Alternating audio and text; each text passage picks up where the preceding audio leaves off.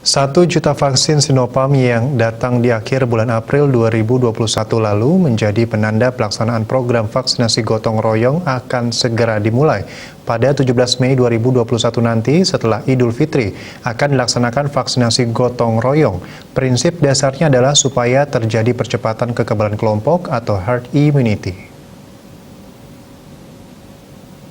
Pemerintah sendiri sudah menjalankan program vaksinasi gratis bagi semua masyarakat sejak Januari 2021.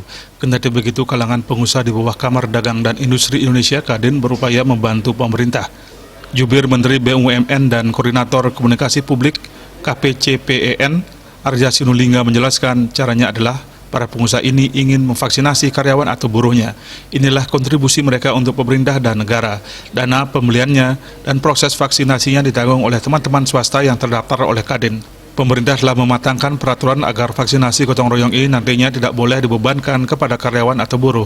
Langkah ini menghindari terjadinya komersialisasi vaksin COVID-19. Pengadaan vaksin untuk program gotong royong ini pun dilakukan oleh pemerintah atau BUMN. Namun dalam pelaksanaan vaksinasinya itu nanti akan menggandeng pihak swasta.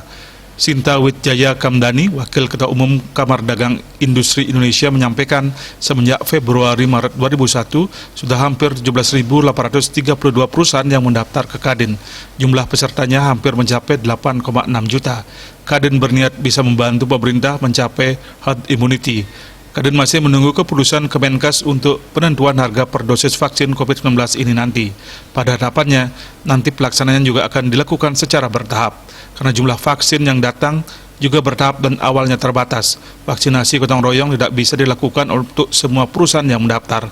Jadi perusahaan yang mendaftar mesti bersabar untuk mendapatkan gilirannya nanti. Bambang Herianto, juru bicara vaksinasi COVID-19 Bio Farma menambahkan, Bio Farma ditunjuk sebagai penanggung jawab dalam pengadaan vaksin gotong royong ini nanti. Bambang Herianto juga menekankan apa yang dilakukan pemimpin perusahaan tersebut pada prinsipnya sama dan sejalan dengan pemerintah. Agung Darmada, Bali Pos melaporkan.